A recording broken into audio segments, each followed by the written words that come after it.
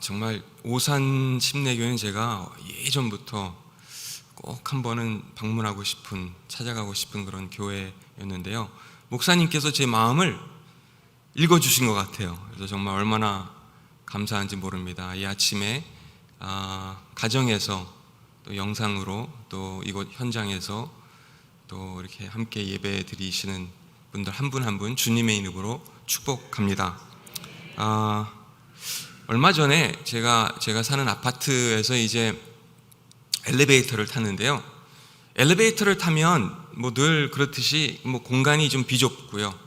거기서 누구를 만나게 돼도 뭐 짧은 시간이지만 좀 어색하고 좀 뭐랄까요, 뻘쭘하고 그럴 때가 좀 있죠. 늘 만나는 사람이어도 뭐 딱히 할 말이 없고 그런 것 같습니다. 얼마 전에 제가 같은 그 동에 사는 그 초딩 아이를 엘리베이터를 탔을 때 만났는데요. 얘가 그날따라 예전에도 본 아이긴 한데 이름은 제가 잘 모르겠고, 근데 몹시 이렇게 좀 피곤해 보이는 거예요. 눈빛도 그렇고 힘도 없어 보이고 매가리가 없어 보이고. 그래서 제가 그냥 사실 초딩 친구한테 이렇게 말 걸기를 하는 게 좀 조심스럽거든요. 어떻게 반응할지도 모르겠고, 괜히 또 뭐 헛소리 하는 거 아닌가, 괜히 또 뭐 어른이 괜히 말 시키고 싫어할 수도 있으니까요. 그래도 뭐 이웃이기도 하고 뭐 이웃 아저씨기도 하고 그러니까 저는 이제 관심을 이제 갖는 그런 차원에서 그냥 한마디 던졌죠. 너 왜 이렇게 오늘따라 기운이 없어 보이냐? 그냥 뭐 평범한 누구에게나 할 수 있는 그냥 솔직한 저의 마음을 이렇게 전했던 겁니다.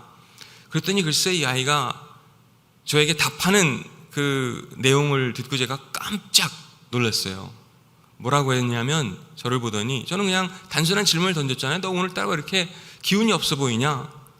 초딩 친구입니다. 남자아이. 한 4학년 정도 되는데 저에게 하는 말이 글쎄 사는 게 힘들어서요. 이런 것 있죠. 진짜 놀랬거든요. 여러분, 초딩 아이가 사는 게 힘들다고 하면 다 힘든 겁니다. 그렇죠? 너나 나나 다 힘든 거예요. 요즘은 정말 초등학교 친구들까지도 힘들다고 하는 그런 시대, 그런 세상을 우리가 살고 있는 것 같습니다. 그리스도인인 우리에게 사실은 저나 여러분에게, 우리 모두에게 부활의 소망도 있고 다 있지만, 그렇다고 우리 삶이 뭐 날마다 더 편해질 거라고 성경이 말하진 않는 것 같습니다. 어쩌면 때때로 우리가 예수 그리스도를 믿기 때문에, 그분을 우리 삶의 주인으로, 목자로 신뢰하면서 따르기 때문에 우리는 오히려 삶이 불편해질 수도 있고 욕을 먹을 수도 있고요. 예수를 믿기 때문에 희생이 필요한 부분도 적지 않은 것 같습니다. 그래도 하나님의 부르심은 우리가 오늘을 살아갈 때 오늘을 다르게 사는 것, 다른 모습으로 다르게 사는 데 있지 않나 싶습니다. 어제가 오늘 같고 뭐 오늘이 내일 같고 매일 그렇고 그런 삶을 사는 것은 우리의 부르심과는 거리가 있는 것 같습니다. 저는 우리 뭐 목사님께서는 잘 아시지만 저는 혼혈로 태어났거든요. 혼혈로 태어나서 뭐 우리나라에서 이렇게 자라면서 그 뭐랄까요, 물론 이제 놀림도 받고 때때로 뭐 비교적 이제 어렸을 때는 더 많이 그랬겠죠. 따가 되고 뭐 어디 가나 있는 일이죠.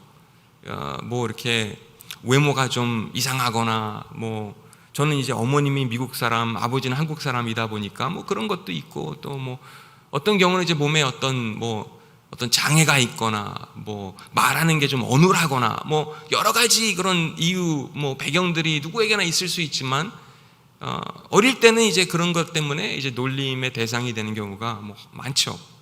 저도 그랬고요. 저희는 그 이름을 사실 이렇게 자녀들을 위해서 지금 이 특세 기간이 자녀들과 함께하는 그런 특세 기간이기도 하잖아요. 근데 이제 이름에 대한 이야기를 잠깐 말씀드리려고 하는데요. 이름을 참 잘 지어야 되겠다. 저희도 뭐 자녀들이 있지만 이름을 지을 때 고민을 많이 하게 되고 또 기도를 많이 하게 되는 것 같습니다. 제가 아는 분 중에는 이제 제가 아는 목사님인데 그 따님 이름이 청라예요. 청라. 굉장히 이쁜 이름이죠, 그렇죠? 청라. 근데 문제는 그 목사님이 엄씨세요. 엄씨. 딸 이름이 뭐가 되나요? 엄청나가 되는 거예요. 진짜 엄청난 이름이죠. 어떤 분은 제가 아는 분인데 그 어르신이니까 아버님의 그 조남이 진가진이세요. 그러니까 주변에서 사람들이 아버님 조남이 어떻게 되시나요? 이런 질문을 종종 받을 거 아닙니까? 그러면 진짜 가짜 진짜십니다 이러는 거예요. 진짜 이름 잘 지어야 되겠더라고요. 제가 아는 교수님은 이분은 미국에서, 물론 우리나라 분이시지만 미국에서 그 보스턴에 있는 어느 대학에서 학생들을 가르치시는 분이 계시거든요. 이분 유명하신 분이세요. 그 인터넷에 검색하면은 뭐 유튜브에도 강의하신 내용도 있고 그런데 이분 이름도 진짜 특이하거든요. 어떻게 그 어르신께서 그런 이름을 아들에게 지어주셨을까? 이런 생각이 들 정도로 참 희한한 이름들 많아요. 이분 이름은 김치국이거든요. 김치국이세요. 누나도 둘이 있으세요. 이분은 김치다, 김치네. 진짜예요. 제가 이거 만들어내는 스토리가 아니거든요. 그래서 그분들도 여러분 상상해 보세요. 어렸을 때 친구들이 막 놀리고 야 김치국이네, 김치국이 왔네, 이런 얘기들을 많이 했지 않았을까요? 그렇죠? 근데 그 어르신이 이름을 져주신 그 배경을 제가 이분한테 직접 그 김치국이라고 해야 되겠네요. 교수님께서 해주신 말씀을 직접 들었거든요. 근데 아버님께서 이름을 지어주실 때 누님들도 마찬가지지만 너희들은 한국 사람이니까, 우리가 한국 사람으로서 밥을 먹을 때 식사를 할 때마다 끼니마다 가장 중요한 반찬이 있다면 그게 뭐니? 그분들이 김씨 가문이니까 그게 어떻게 이렇게 해당이 되기도 했지만 김치라는 거나 김치라는 겁니다. 그렇죠? 물론 밥도 중요하고 국도 중요하고 다 중요하지만 김치 없어서는 안 되는 우리만의 그 반찬 음식. 그래서 너희들은 그런 자부심을 갖고 어디 가서 무슨 일을 하든지 우리나라 사람들에게는 밥을 먹을 때 김치가 필요한 것처럼 꼭 필요한 존재가 되어서 그렇게 살아갔으면 좋겠다. 그래서 그 세 자녀의 이름을 글쎄 김치국, 김치다, 김치네 이렇게 져줬다고 합니다. 저는 사실 그 이름 하면은 저에게 떠오르는 이야기가 있다면 우리는 기자 돌림을 써요. 그래서 제 이름이, 목사님께서 저를 소개해 주실 때 김요한 목사 이렇게 말씀하셨지만 호적에는 사실은 저희 형은 기섭, 저는 기한 이렇게 돼 있어요. 기자 돌림을 쓰거든요. 거기까지는 괜찮은데 다음 세대는 종자 돌림을 씁니다. 그래서 저희 형은 예를 들어서 첫째 아이를 낳는데 이제 사내 아이를 낳은 거예요. 종자가 들어가야 되겠죠, 그렇죠? 돌림자니까. 그리고 그 밑으로 딸 아이 넷이거든요. 형은 늘 저를 보면은, 저희는 아이들이 셋이거든요. 형이 늘 그랬어요. 저랑 제 아내한테 하나 더 낳아야 된다고. 늘 넷은 적어도 넷은 있어야 되는데 어떻게 교육비면 어떻게 넷을. 저희 형이 자꾸만 저한테 막 설득하려고 그러고 저희 넷은 못 낳았어요. 어쨌든 셋에서 끝났는데 형이 계속 막 그러는 거예요. 그래서 왜 넷이 있어야 되냐고 물어보니까 형은 글쎄 뭐라고 대답하냐면요, 그래야 우리나라에서는 고속도로를 달릴 때 전용 차선을 탈 수 있다는 거예요. 6명이 타야 되니까. 그래서 정말 넷을 낳고 밴을 타고 다니더라고요. 오늘날까지. 그거 뭐 말이 되죠? 하여튼 근데 첫째 아이가 이제 사내 아이가 태어나는데 종자가 들어가야 되겠는데 친척들이 또 저희가 많아요. 조카들도 많다 보니까 이미 좋은 이름, 종자가 들어간 이름은 다 진 거예요. 그러니까 저희 형수님이랑 막 기도하고 고민하고 그래도 답이 안 나와요. 종자가 들어간, 이왕이면 좋은 이름을 좀 져주고 싶은데 막 한 달, 2달이 지나도 아이는 태어났는데 글쎄 이름이 없는 거예요. 어떻게 해요?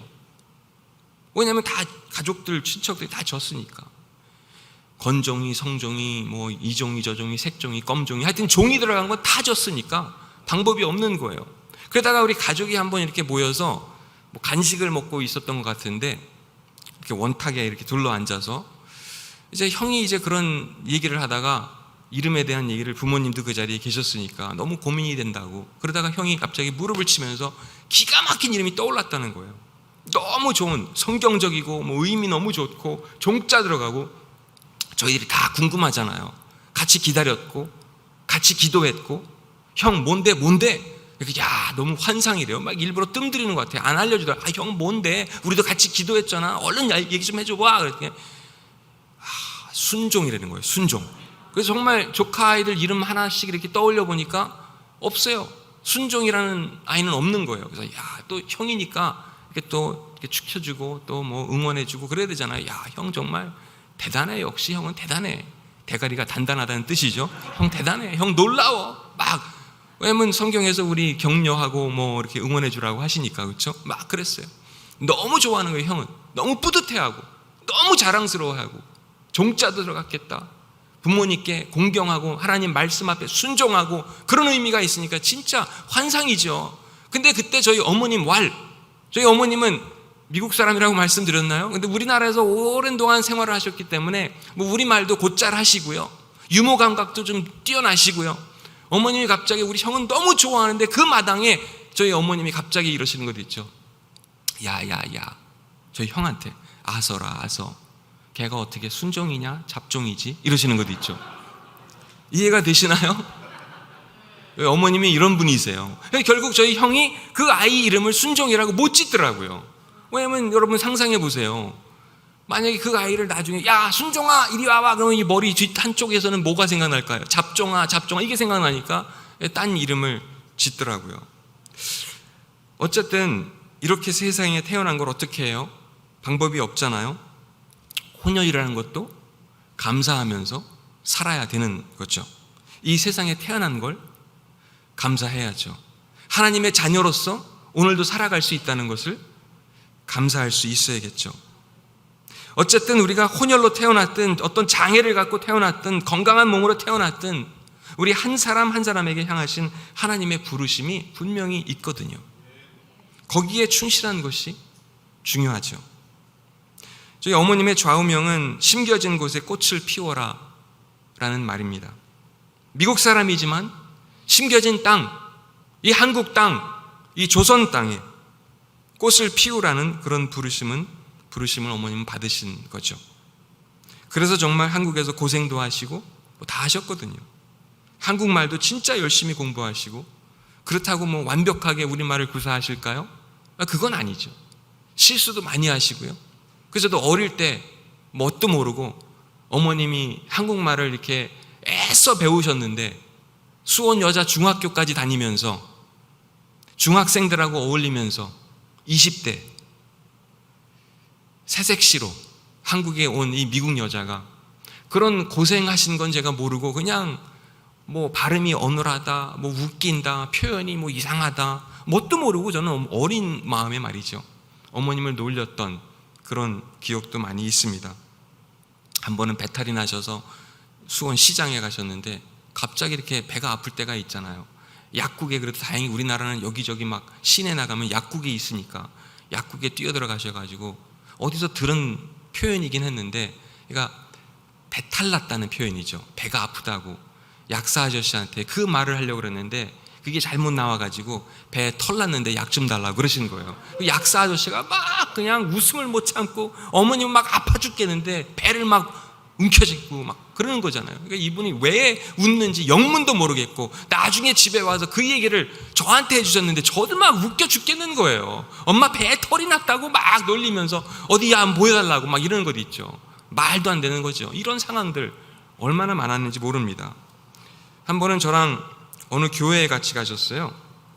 원래 가실 계획이 아니셨는데 제가 이제 설교하러 가는 교회에 어머님이 가시겠다는 거예요. 좋다고. 뭐 얼마나 좋아요. 어머님이 가서 또 기도해 주시고 응원해 주시고 그럴 테니까. 근데 그때 이제 강사분이 어머님 오시는 걸 목사님이 어머님 오시는 걸 모르고 이제 저만 이제 소개하려고 그랬다가 이제 어머님이 같이 어쨌든 오셨으니까 이제 저를 소개하기 전에 어머님을 이제 간단히 소개하셨는데 연세를 이제 그때 이제 아마 74세 뭐 이렇게 되셨던 것 같아요. 근데 이분이 이제 뭐 말실수 할 수 있죠. 그래서 84으로 이렇게 10년을 올려서 소개를 하신 거예요. 뭐 그렇다고 저희 어머님이 뭐 그런 상황에 이렇게 뭐 삐지고 뭐 이럴 타입은 사실 아니시거든요. 뭐 목사님도 실수할 수 있고 뭐 다 그러니까.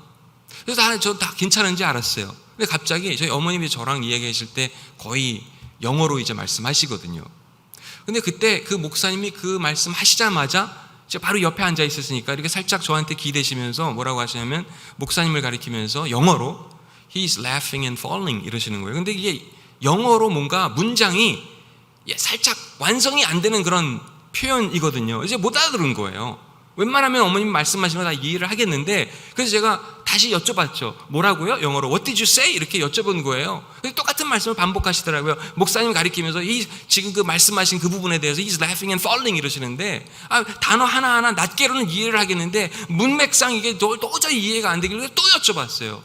What did you say? 그랬더니 어머님께서 이번에는 유창한 우리말로 그것도 몰라? 저 목사님 웃기고 자빠졌다고 이러시는 것도 있죠. 이게 저희 어머님 스타일입니다. 굉장히 솔직하시고요, 있는 그대로 표현하시거든요. 근데 어쨌든 우리의 부르심은, 우리 어머님도 그렇고요, 저도 그렇고요, 여러분 한 분 한 분도, 목사님도 그렇고요, 우리의 부르심은 각각 다를 수 있습니다. 그래서 성경에도 보면 교회를 세우기 위해서, 하나 되게 하기 위해서 하나님께서 우리 각각에게 주신 사명이 있고 은사가 있거든요. 모두 똑같은 사역을 할 수도 없고 해서도 안 되거든요. 하나님께서 우리 각각을 부르신 이유가 있으시죠. 왜? 교회를 더 아름답게, 더 건강하게, 더 균형감 있게 성장할 수 있도록 그런 부르심을 우리에게 주신 줄 압니다. 하지만 우리를 향해 동일하게 부탁하시는 일도 있습니다. 우리를 향해 동일하게 부탁하시는 삶의 모습이 있는데, 그건 뭐냐면 예수 그리스도를 따르는 삶입니다. 그렇죠? 오늘 우리가 본문 말씀을 읽었을 때 다른 사람을 기쁘게 하는 그 삶을 예수님은 우리에게 직접 보여주시거든요. 말씀만 통해서 하신 게 아니라 우리에게 보여주셨습니다. 아까 우리가 찬양을 통해서 저도 정말 많은 감동을 받았는데요, 그 찬양의 그 가사의 내용과 오늘 이 로마서 15장이 우리에게 말씀해 주시는 내용이 사실은 동일하거든요. 그 십자가 사건, 그 가시, 십자가, 예수님의 가시 면류관, 그 가시, 그 사랑의 상징, 희생의 상징, 그 내용이 어떻게 보면 그 받아줌의 사건, 오늘 이 로마서 본문의 내용을 압축하면 예수 그리스도께서 저와 여러분을 십자가 사랑으로 받아주셨다는 내용이거든요. 그 사실을 우리가 믿고 그 예수님을 우리가 따라 살아간다면 우리를 받아주신 것, 그것이 구원의 복음의 사건, 사실임은 맞지만 거기서 멈추는 것이 아니라 나도 누군가를 우리 삶의 자리에서, 교회 안과 밖에서 예수 그리스도의 사랑을 본받아 받아주는 삶, 그 삶을 예수님께서 우리에게 요구하시고 기대하시는 줄 믿습니다. 그것은 교만이 아닌 겸손으로의 부르심이죠. 겸손하지 않으면 우리가 어떻게 서로를 받아줄 수 있겠어요? 어떻게 용납해 줄 수 있겠어요? 어떻게 이해해 줄 수 있겠어요? 어떻게 세워줄 수 있겠어요? 불가능하거든요. 예전에 저희 삼부자가 좀 오래됐지만 그 아침마당 프로그램에 나간 적이 있어요. KBS죠. 근데 저는 이제 막 새벽에 6시에 여의도에 도착해야 되나? 그러니까 대전에서 가려면 이게 장난이 아닌 거예요. 그래서 뭐 거기서 또 뭐 PD들도 만나고 대기실에서 준비하고 뭐하고 이제 큐를 좀 이제 따라 나가는데, 방송 시작하기 전부터 막 피곤한 거예요. 피곤이 막 몰려올 때가 있잖아요, 때때로. 그래서 이런 뭐하러, 그리고 또 그것뿐만 아니라 거기서 이제 저희들한테 무슨 부탁을 했냐면, 뭐 거기서 알죠, 우리 셋 다 목사라는 걸, 삼부자가 목사라는 걸 아니까. 근데 이런 부탁을 그 PD가 하더라고요. 3가지를 하지 말래요. 교회 얘기하지 말고, 하나님 얘기하지 말고, 성경 얘기하지 말라는 거예요. 아니 그러면 목사 셋을 뭐하러 불러요? 이해가 되세요? 이 시츄에이션이? 그렇잖아요. 아니 목사 셋을 불러다 놓고 제일 중요한 거 3가지를 말하지 말고, 그래서 저도 그것도 좀 이상한 거예요. 그래서 답답한 거예요. 그래서 대기실에서 나와가지고 이제 그 PD 사인을 따라서 이제 큐를 주면 이제 따라 나가는 건데, 잠깐 거기서 이렇게 한 30초, 1분 정도 이렇게 서 있다가 제 바로 앞에 형이 있고 그 앞에 우리 아버님이 계셨는데 형한테 제가 이런 얘기를 했죠. 형 사실 나는 이런 자리는 오늘이 그냥 마지막이었으면 좋겠어요. 귀찮고 힘들고 피곤하고 뭐 이런 얘기를 하지 말라, 뭐 하고 싶은 말도 못하게 하고 이게 뭐냐고, 왜 여기까지 굳이 여의도에 왔는지 모르겠다고 형한테 제가 이렇게 한마디 했죠. 그랬더니 글쎄 저희 형이 지혜로운 건지 뭔지 모르겠지만 저한테 딱 한마디 날리는 것도 있죠. 야야야 요한아, 뭐하러도 그런 쓸데없는 고민을 하니? 그런 고민하지 마. 왜냐면 다음부터는 KBS에서 너도 안 불러주고 아버지도 안 불러주고 나만 불러줄 거야. 그러니까 그런 고민, 그런 쓸데없는 걱정 안 해도 돼, 이러는 것도 있죠. 저희 형이 굉장히 겸손하거든요. 근데 한 번은 저희가 또 삼부자가 서울의 세문안교회라는 데 집회를 갔어요. 첫째 날 이게 나이 순으로 가거든요. 아버님, 둘째 날 저희 형, 마지막 날 저였어요. 근데 그렇게 순서가 정해져 있으니까. 근데 제 마지막 날 제 순서 마치고, 요즘은 뭐 악수도 못하죠, 인사도 제대로 못하는데 그때는 뭐 코로나 전이니까 상관없죠. 그래서 그 교회는 이제 전통이 강사가 이제 설교 마치면 저 문 밖으로 나갈 때 목사님이랑 같이 옆에 딱 서 있어서 이제 나가시는 분들 인사드리고 뭐 악수하고 뭐 이렇게. 근데 어느 권사님 한 분이, 연세가 지긋하신 권사님 한 분이 글쎄 제 손을 잡고 예배 끝난 다음에 나가는데 인사를 하면서 손을 안 놔주시는 거예요. 목사님, 나는 우리 첫째 날 그 큰 아버님 말씀에도 너무너무 감동을 많이 받았어요. 그리고 그 작은 목사 어제 저녁에도 형님 목사님 말씀에도 너무 은혜 충만했고, 근데 나는 우리 새끼 목사 말씀에 너무 은혜를 많이 받았어요 하시면서 이걸 안 놔주시는 거예요. 저게 뭐 제가 뭐라고 답하겠어요, 목사로서. 권사님, 겸손한 척하면서 그러는 거죠. 무슨 말씀이에요? 권사님 무슨, 아버님 너무 훌륭하시고 저희 형도 설교 너무 잘. 그리고 뒤로 돌아서자마자 제가 글쎄 어떻게 했을까요? 아싸! 이런 것도 있죠. 이런 교만이, 감춰진, 보이지 않는 그런 교만이 제 안에 자리 잡고 있다는 것을 그 순간적으로 느꼈습니다. 하지만 하나님께서 우리를 부르실 때 우리가 누군가를 예수 그리스도의 이름으로 받아주기까지는 겸손으로 다가가지 않으면 힘들다는 것을, 불가능하다는 것을 알게 됩니다. 그래서 2절 말씀을 보면 우리 각 사람은 이웃을 기쁘게 하되 그에게 유익을 끼치고 그에게 덕을 세워야 합니다. 나에게 유익을 끼치기 위함이 아니라, 나의 덕을 세우기 위함이 아니라 상대방에 대한 관심, 그 마음이죠. 3절에 보십시오. 그리스도께서는 자신을 기쁘게 하지 않으시고 성경에 주님을 모욕한 사람들의 모욕이 제게 임하였습니다라고 기록된 대로 사셨습니다. 여기서 볼 수 있는 또 하나의 원리가 있다면, 하나님께서 우리에게 기대하시는 모습은 선택적인 헌신이 아닌 희생적인 헌신이라는 것을 알 수 있습니다. 때때로 아버님이 저에게 통역을 시킬 때가 있어요. 처음에는 그냥 순종하다가 나중에는 꾀가 나는 것도 있죠. 왜냐면 이 통역이라는 게 막 그 순간에 너무 집중해야 되고, 단어 하나 틀려도 이게 막 의미가 달라지기 때문에 그렇거든요. 고단하거든요. 그래서 요리 빼고 조리 빼고 할 때가 있습니다. 목사인 제가 말이죠. 우리도 다 마찬가지 아니겠어요?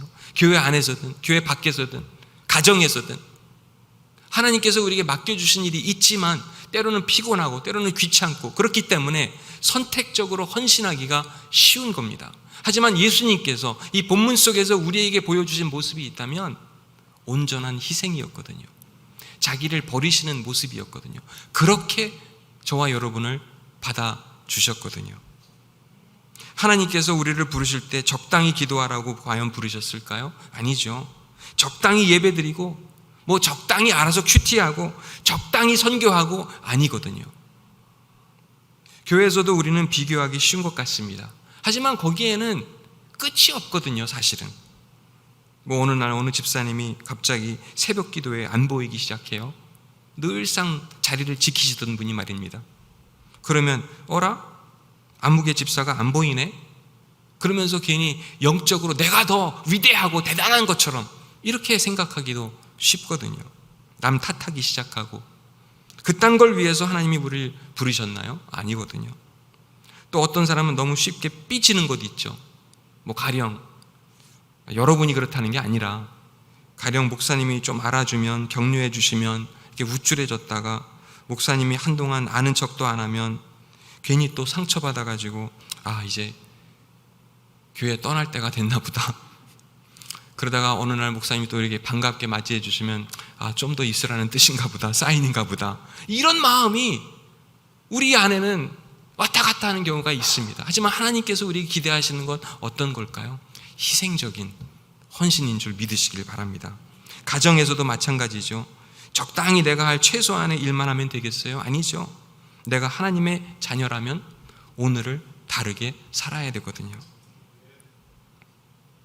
예전에 우리 교회 오늘 강사님이 오셨어요. 근데 이분이 말씀 중에 늘 그러시는 것 있죠. 남자가 죽어야 된다는 거예요. 남자가 죽어야 가정이 살고, 남자가 죽어야 교회가 살고, 남자가 죽어야 나라가 살고, 뭐 이런 말씀을 하시는데, 이렇게 살펴보니까 우리 여성도님들은 다 아멘 아멘 하시는데 남자분들은 다 그냥 풀이 죽어 있어요. 저도 이제 그게 수요일 저녁이었는데 제 아내가 수요일 저녁에 나올 때 있고 안 나올 때 있었는데 지하 주차장에 가서 이제 차 타고 집에 가는 길에 아내가 뭐라고 할까, 뭐 그분의 그 강사분 말씀에 은혜 충만했다고, 남자가 죽어야 된다고, 자기도 이제 죽어야 된다고 이 말만 할 줄 알았거든요. 근데 글쎄 차를 타자마자 무슨 얘기를 하냐면 이 얘기부터 꺼내는 것도 있죠. 그 강사님 사투리 때문에 뭔 말하는지 하나도 못 알아들었다는 거예요. 제가 그 순간에 어떤 고백이 절로 나왔을까요? 역시 하나님은 살아계시는구나. 하나님은 살아서 오늘도 역사하시는구나. 이런 말도 안 되는 고백을 했다니까요. 우리는 인색할 때도 있습니다. 하지만 이 말씀을 보면은 예수님께서는 그런 인색한 모습을 전혀 보이지 않으십니다. 저도 제가 얼마나 인색한지 알거든요. 성령님의 도우심 없이는 답이 없는 존재라는 것도 잘 알거든요. 우리가 오늘을 살아갈 때 인색한 마음이 아니라, 하나님과 이웃 앞에서 인색한 마음이 아니라 예수 그리스도를 닮은 그 마음, 그 정신으로 오늘을 다르게 사는 저와 여러분이 되시기를 주님의 이름으로 축원합니다.